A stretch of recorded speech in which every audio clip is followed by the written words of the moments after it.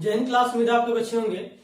आज हम लोग 5.1 में 5 नंबर क्वेश्चन से देखेंगे। तो 5 नंबर क्वेश्चन में बोला है प्रश्न 4 में सी रेखाखंड AB का एक मध्य बिंदु कहलाता था।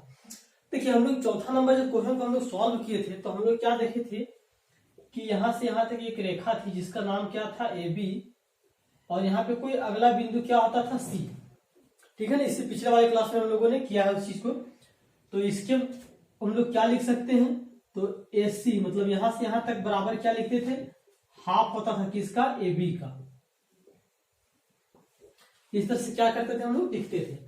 तो क्वेश्चन बोला है कि सिद्ध कीजिए कि एक रेखाखंड का एक और केवल एक ही मध्य बिंदु होता है।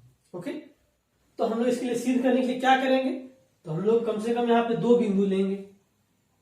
एक रेखाखंड में हम लोग क्या लेंगे, 2 बिंदु लेंगे। पहले यहां से यहां तक तो हम लोग का क्या है, A और B है। चलिए यहाँ पे हम लोग ले लेते हैं क्या, C, और यहाँ पे ले लेते हैं हम लोग D। ओके, तो हम लोग क्या देखेंगे कि यहां से हम लोग देखे थे कि यदि A से B रहता था कोई रेखा और वहां उसका बिंदु मध्य बिंदु क्या होता था C, तो हम लोग AC बराबर क्या होता था, हाफ गुने AB होता था। अब यहाँ पे क्या है, बोला है कि यहाँ पे 2 मध्य बिंदु होता है। हम लोग क्या किए हैं कि 2 मध्य बिंदु को लेकर के चले, इसको सिद्ध करेंगे नहीं, 2 मध्य बिंदु नहीं होता है, केवल एक ही मध्य बिंदु होता है। ओके, तो इसके लिए हम लोग हल करते हैं, लिखेंगे माना AB रेखा पर 2 मध्य बिंदु कौन सा है, पहला है C तथा D है। ओके, तो इसके बाद हम लोग क्या करेंगे, तो सिद्ध करना है कि क्या सिद्ध करना है हम लोगों का, एक रेखा खंड के केवल एक ही क्या होता है, मध्य बिंदु होता है। ओके, तो हम लोग को क्या सिद्ध करना है कि हम लोग को जो एक रेखाखंड है उसका केवल एक ही मध्य बिंदु होता है। ये चीज आप लोग देख रहे हैं ना, तो हम लोग इसी का भी प्रयोग करेंगे। तो यहां पे लिखेंगे, इसलिए क्या होगा, प्रश्न 4 के अनुसार यदि AB का मध्य बिंदु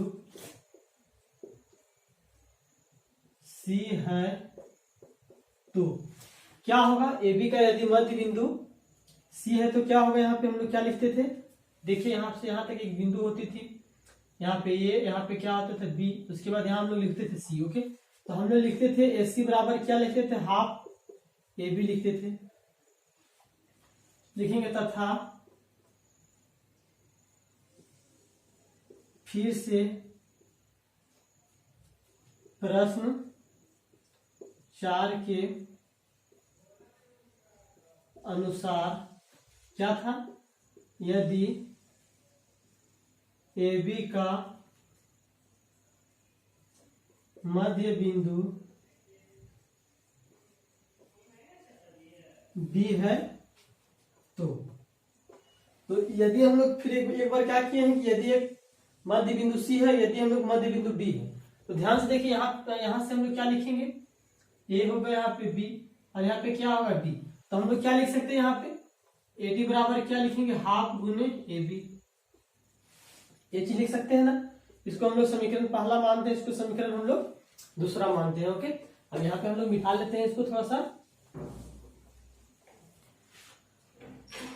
तो हम लोग क्या लिख सकते हैं, समीकरण पहला तथा दूसरा से देखिए तो क्या हो जाएगा, 1/2 AB 1/2 AB, दोनों बराबर है तो क्या होगा, AC बराबर AD। AC बराबर क्या होगा, AD। कब होगा, संपाती होगा तभी। ओके, तो संपाती कब होता है, जिससे हम एक लाइन यहाँ पे खींचे, इसी के ऊपर हम लोग दूसरा लाइन खींचेंगे तो ये क्या होता है, संपाती होगा। ओके, मतलब लाइन जो है क्या होगा, ढक जाएगा। जैसे ये हाथ दिख रहा है ना, तो इसी के ऊपर एक और हम लोग क्या करेंगे, हाथ को ओवरलैप करेंगे ना, तो पूरी तरह से ढक जाएगा, तो क्या होगा, ये संपाती कहलाएगा। ओके, तो देखिए यहाँ पे, यहां से हम लोग क्या निकाल सकते हैं, देखिए एडी और एसी क्या है, आपस में बराबर है। मतलब क्या बोला था, यहाँ पे हम लोग का ए था और यहाँ पे हम लोग का बी था, यहाँ पे क्या था, सी और यहाँ पे डी। मतलब बोला है क्या, एसी और यहाँ पे क्या है, एडी, ये दोनों आपस में बराबर है। यहां से यहां तक और यहां से यहां तक क्या बराबर है आपस में। ओके, तो लिखेंगे इसलिए सी बराबर क्या लिखेंगे, डी। ओके, तो लिख सकते हैं हम लोग, तो हम लोग ने निष्कर्ष निकाला, क्या हम लोगों ने निष्कर्ष निकाले कि एक रेखा खंड के केवल एक ही मध्य बिंदु होता है। ओके, तो हम लोग क्या इससे पता चला कि हम लोग को एक रेखाखंड में केवल एक ही मध्य बिंदु होता है। ओके, तो अब हम लोग देखते हैं अगले क्वेश्चन को। तो देखिए प्रश्न जो है काफी आसान है, क्योंकि इसमें बोला आकृति 5.10 में यदि AC बराबर BD दिया हुआ है तो सिद्ध कीजिए कि AB बराबर CD। मतलब क्या बोल रहा है, यहां से यहां तक की दूरी और यहां से यहां तक की दूरी क्या है, आपस में बराबर है। तो हम लोग को दिखाना है AB बराबर क्या दिखाना है, C से D दिखाना है। ओके, तो ये चलिए काफी आसान है, इसको हम लोग हल करते हैं। ठीक है ना, यहाँ लिखेंगे दिया है, क्या दिया हुआ यहां से देखिए, तो AC बराबर क्या दिया हुआ है, BD। ये हम लोग का पहला समीकरण है। तो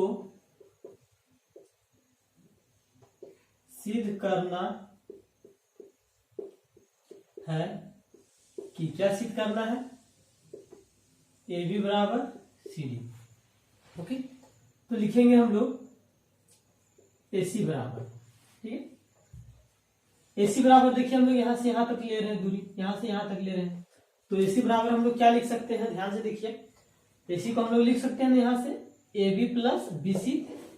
कैसे को पता है ना, क्योंकि यहां से यहां तक की दूरी क्या है, AC है, तो यहां से लिख सकते हैं AB प्लस BC।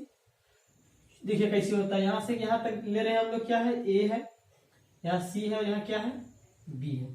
तो जैसे यहाँ से यहाँ टोटल दूरी क्या है हम लोग का, 10 है। ओके, तो यहाँ से यहाँ क्या है, यहाँ से यहाँ तक हम लोग का 7 है, यहाँ से यहाँ क्या है, 3 है।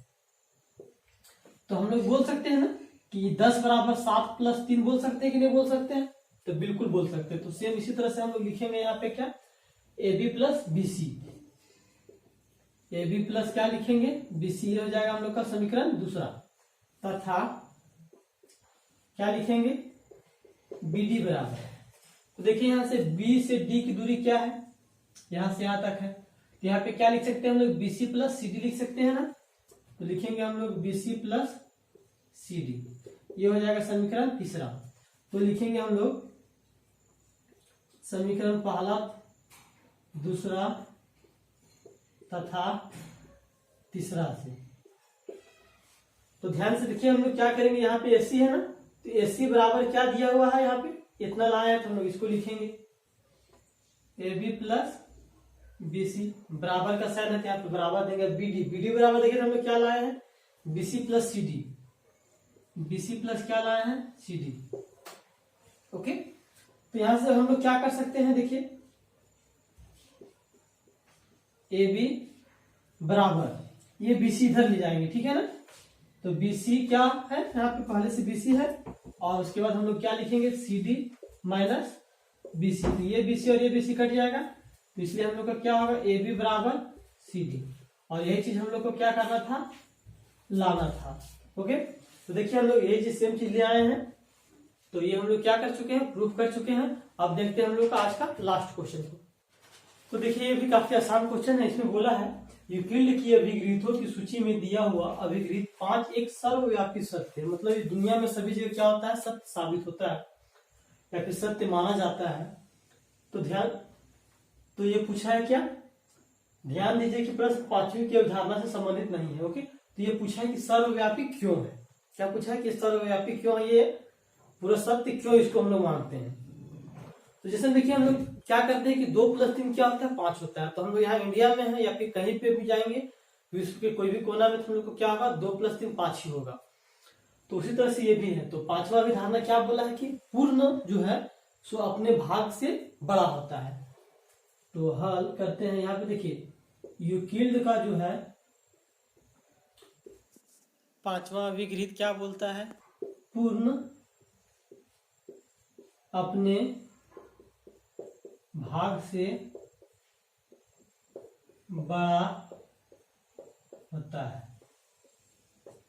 ओके, मतलब क्या बोला, पूर्ण अपने भाग से बड़ा होता है। जैसे में यहाँ पे देखिए आप लोग एक रोटी देखे होंगे, इसमें से एक टुकड़ा हम लोग यहां से यहां तक, इस टुकड़े को हम लोग क्या किए, निकाल लिए हैं। ओके, तो इस टुकड़े को हम लोग निकाल करके यदि हम इस पूरे रोटी के बराबर में हम लोग क्या करेंगे, कंपेयर करेंगे, तो ये टुकड़ा छोटा ही लगेगा ना रोटी के सामने। ऑब्वियस सी बात है कि इसी से हम लोग निकाल ले रहे हैं। इसी तरह से हम लोग 2 रोटी लिए सेम, ठीक है ना। और यहां से निकाल करके टुकड़ा का हम बोलेंगे कि ये टुकड़ा इस रोटी के बराबर है। ये पॉसिबल होगा क्या, कभी नहीं होगा, क्योंकि ये इसी से निकला है, तो इससे बड़ा नहीं हो सकता है। यदि हम लोग को क्या है, एक बॉल है, तो बॉल को हम लोग क्या करेंगे, उससे हाफ कर लेते हैं। तो ये बोल सकते हैं कि ये जो हाफ बॉल है वो पूरा बॉल के बराबर है, नहीं ना। यदि हम लोग देखिए यहाँ पे ये क्या है, हम लोग का मार्कर है ना, तो इसको हम लोग क्या कर सकते हैं, एक इतना सा टुकड़ा निकाल लिए। ओके, तो हम लोग बोल सकते हैं क्या, इस मार्कर का संपूर्ण भाग से ये टुकड़ा बड़ा है, नहीं ना। हम लोग क्या बोलेंगे, इस जो टोटल मार्कर था तो इसका ये भाग क्या है, छोटा। मतलब ये जो मार्कर टोटल है वो, ये जो हम लोग भाग निकाले वो क्या होगा, छोटा पड़ जाएगा। तो सेम यही चीज बोला है कि पूर्ण अपने भाग से, मतलब ये पूर्ण है ना, तो अपने भाग से इससे क्या होता है, ये बड़ा होता है। ओके, ये समझ में आ गया। तो इसलिए हम लोग को क्यों होता है वो भी लिखना है, तो लिखेंगे चूंकि या फिर क्योंकि। ओके, लिखेंगे क्योंकि विश्व में कहीं भी किसी वस्तु के लिए क्या होता है, सर्वव्यापी होता है। ठीक है, सर्वव्यापी होता है। क्या होता है, सर्वव्यापी में क्या होता है, पूरा सत्य होता है। ओके, तो इसीलिए हम लोग इसको क्या करते हैं, सत्य मानते हैं। ये पूरा विश्व में कहीं भी इसको हम लोग गलत साबित नहीं कर सकते हैं। जैसे ये देखिए, ये भी हम लोग उदाहरण में ले सकते हैं। ये क्या है, हम लोग का मिटाने के लिए उपयोग में लाते हैं। तो यहाँ से हम लोग इसको हम लोग क्या कर सकते हैं, इतना डिवाइड कर लेते हैं। ओके, इतना सा हम लोग इसको हटा देंगे, तो ऐसा होगा क्या कि इससे जो हम लोग संपूर्ण है इससे ये बड़ा दिखेगा, नहीं ना। तो ये कभी भी क्या होगा, बड़ा नहीं होगा। ये बड़ा कौन होगा, तो ये यहाँ से जो नीचे होगा वो होगा। ठीक है ना, मतलब जो है इसका पूर्ण भाग है वो इसका भाग से बड़ा होगा। ओके, मतलब इसका जो हम लोग टुकड़ा होगा वो इससे क्या होगा, बड़ा होगा। तो उम्मीद है कि आप लोग समझे होंगे। और यदि आप हमारे चैनल पर नए हैं तो सब्सक्राइब करें और अपने दोस्तों के साथ जितना ज्यादा से ज्यादा हो सके शेयर करें।